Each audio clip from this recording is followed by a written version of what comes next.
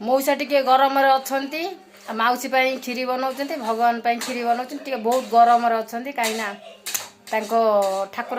गामुछा पिंधा है माँ पुओ दिवण आम छुई देचु मौसा पूरा पाचिक अच्छा खड़िया फड़िया मारिदेवे मौसा केते बाट गलानी जाओ से फेर आसी करबो ना आपण कोन केते बाट गलानी देखा ए मौसा खीरी करनी कोन कोडी मो विषय रे ए आसी खुशबू आसुची भलो माउसी को उपदेश रे खीरीटा होउची माउसी ऊपर जो रागी थला माउसी को एटा आउर देखा ए आउर कोला का माउसी